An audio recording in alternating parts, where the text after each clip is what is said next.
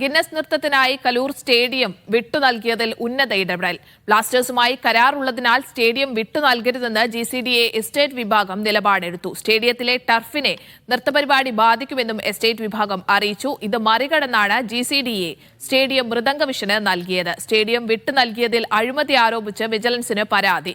കൊച്ചി സ്വദേശി ചെഷയർ ടാർസനാണ് പരാതി നൽകിയത്. സിജോ വി ജോൺ വിവരങ്ങൾ പങ്കുവയ്ക്കാൻ ചേരുന്നുണ്ട്. സിജോ, ആദ്യഘട്ടത്തിൽ തന്നെ ഈ മൃദംഗവിഷനുമായി ബന്ധപ്പെട്ട് നിരവധി ആരോപണങ്ങൾ ഉയർന്നിരുന്നു. ഇപ്പോൾ ഉന്നത ഇടപെടൽ കൂടി ഉണ്ട് എന്ന രീതിയിലുള്ള വിവരങ്ങളാണ് വരുന്നത്. പരാതിയിൽ എന്തൊക്കെ കാര്യങ്ങളാണ് പറയുന്നത്?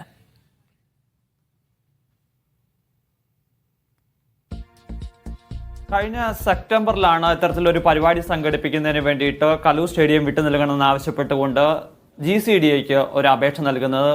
മൃദംഗവിഷന്റെ പ്രൊപ്പറേറ്ററായിട്ടുള്ള നികോഷ് കുമാറാണ് ഇത്തരത്തിൽ ഒരു അപേക്ഷ നൽകുന്നത്. ഈ അപേക്ഷ നൽകുന്ന സാഹചര്യം മുതൽ അസാധാരണമായ ചില സിറ്റുവേഷൻസ് രൂപപ്പെടുന്നുവെന്നാണ് ഈ പരാതിയിൽ വ്യക്തമാക്കിയിരിക്കുന്നത്.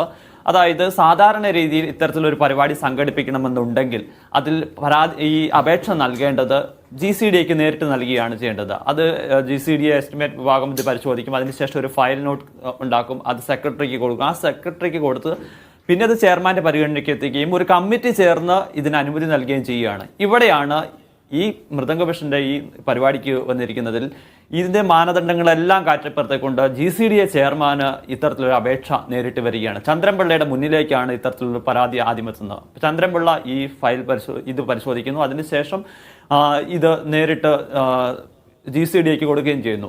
GCDAയുടെ എസ്റ്റിമേറ്റ് വിഭാഗം ഇക്കാര്യത്തിൽ കൃത്യമായൊരു നിലപാടെടുക്കുന്നു. ഒരു കാരണവശാലും ഇത്തരത്തിലുള്ള ഒരു സ്റ്റേഡിയം ഈ നൃത്തപരിപാടികൾക്ക് കൊടുക്കാൻ പാടില്ല. അതിന് പ്രധാനപ്പെട്ട കാരണമായി പറയുന്നത് ഈ സ്റ്റേഡിയം സെപ്റ്റംബർ മുതൽ മാർച്ച് വരെയുള്ള മാസത്തേക്ക് ബ്ലാസ്റ്റേഴ്സിന് മത്സരങ്ങൾക്ക് വേണ്ടി വിട്ടു നൽകിയിരിക്കുകയാണ്. അതൊരു കരാർ വ്യവസ്ഥയുടെ ലംഘനമാവും. മാത്രമല്ല ടർഫ് ഉൾപ്പെടെ കോടിക്കണക്കിന് രൂപ ചെലവാക്കിയാണ് ഇത്തരത്തിൽ നിർമ്മാണ പ്രവർത്തനങ്ങൾ നടത്തിയിരിക്കുന്നത്. അത് കേടുപാടുകൾ വരാനുള്ള സാഹചര്യം ഉണ്ടാകുകയും ചെയ്യുന്നു. അങ്ങനെ എസ്റ്റിമേറ്റ് വിഭാഗം ഇത് തള്ളിക്കളയുകയാണ് ചെയ്യുന്നത്. പക്ഷേ അവിടെ GCDA ചെയർമാൻ തൻ്റെ പദവി ഉപയോഗിച്ചുകൊണ്ട് ഇവർക്ക് വേണ്ടി ചില വിട്ടുവീഴ്ചകൾ നൽകി.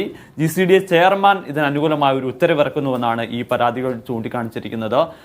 അതായത് വ്യക്തിപരമായ ചില താല്പര്യങ്ങൾ GCDA ചെയർമാൻ ഉണ്ട് എന്ന് തന്നെയാണ് ആവശ്യപ്പെടുന്നത്. അതിൽ സാമ്പത്തികപരമായി എന്തെല്ലാം കാര്യങ്ങളാണ് ഉണ്ടായിട്ടുള്ള, സാമ്പത്തിക നേട്ടങ്ങൾ ഉണ്ടാക്കിയിട്ടുണ്ടോ ഉൾപ്പെടെയുള്ള കാര്യങ്ങൾ വിശദമായി പരിശോധിക്കണം ആവശ്യപ്പെട്ടുകൊണ്ടാണ് ഇപ്പോൾ വിജിലൻസിൽ പരാതി നൽകിയിരിക്കുന്നത്. നമ്മുടെ എടുത്തു പറയേണ്ട ഒരു കാര്യം, ഈ സംഭവം ഉണ്ടാകുന്നു. അതിന് പിറ്റേ ദിവസം GCDA ചെയർമാൻ മാധ്യമങ്ങളെ കാണുന്നു, ചില കാര്യങ്ങൾ വിശദീകരിക്കുന്നു. അതിനുശേഷം GCDA ചെയർമാൻ ഇതുവരെയും ഈ വിഷയത്തിൽ പ്രതികരിക്കുന്നതിനോ GCയുടെ ഭാഗത്തു നിന്ന് എന്തെങ്കിലും തരത്തിലുള്ള പ്രശ്നങ്ങൾ ഉണ്ടായിട്ടുണ്ടെങ്കിൽ ഉദ്യോഗസ്ഥർക്കെതിരെ നടപടി സ്വീകരിക്കുന്നതോ തയ്യാറായിട്ടില്ല. അദ്ദേഹം ഫോൺ എടുക്കാൻ പോലും തയ്യാറാകുന്നില്ല എന്നുള്ളത്.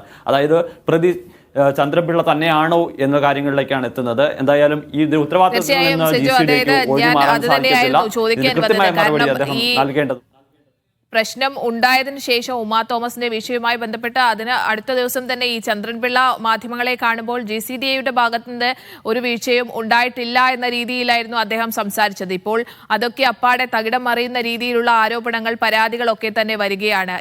അതിന് പിന്നാലെ ഇതുവരെ അദ്ദേഹം മാധ്യമങ്ങളെ കാണാനോ കൂടുതൽ വിശദീകരണം നൽകാനോ ഒന്നും തയ്യാറായിട്ടുമില്ല. അപ്പോൾ ഇത്തരത്തിൽ ഈ GCDA അടക്കമുള്ള എല്ലാവരിലും വീഴ്ചയുണ്ട്, അത്തരത്തിൽ അടിമുടി വീഴ്ച എന്ന കാര്യങ്ങളാണല്ലോ ഇപ്പോൾ വരുന്നത്, അല്ലേ? GCDAയുടെ ഭാഗത്തു നിന്ന് ഗുരുതരമായ വീഴ്ച ഉണ്ടായിട്ടുണ്ടെന്നുള്ള കാര്യത്തിൽ ആദ്യഘട്ടത്തിൽ തന്നെ നമ്മൾ റിപ്പോർട്ട് ചെയ്തിട്ടുള്ളതാണ്. കാരണം GCDAക്ക് ഇത്തരത്തിലൊരു അപേക്ഷ ലഭിക്കുമ്പോൾ എഞ്ചിനീയറിംഗ് വിഭാഗമാണ് ഇത് പരിശോധിക്കേണ്ടതും അതിൻ്റെ അകത്ത് തീരുമാനം അനുമതി നൽകുകയും ചെയ്യേണ്ടിയിരുന്നത്. പക്ഷേ ഇത് കൃത്യമായി പരിശോധനകൾ നടത്തുന്നതിനോ അത്തരം കാര്യങ്ങളിലേക്ക് പോകുന്നതിനോ GCDA ഒട്ടും തയ്യാറായില്ല എന്നുള്ളത് വ്യക്തമാണ്. അത്തരം വീഴ്ചകൾക്ക് പിന്നാലെയാണ് ഇപ്പോൾ വഴിവിട്ട രീതിയിൽ അപേക്ഷ വരികയും അതിൽ GCDA ചെയർമാൻ തന്നെ തീരുമാനമെടുക്കുകയും അനുകൂലമായി ഉത്തരവിറക്കുകയും ചെയ്യുന്നുള്ള കാര്യങ്ങളിലേക്ക് വരുന്നത്. എന്തായാലും ഇതിന്റെ ഉത്തരവാദിത്തത്തിൽ നിന്ന് GCDAക്ക് മാറി നിൽക്കാനാവില്ല.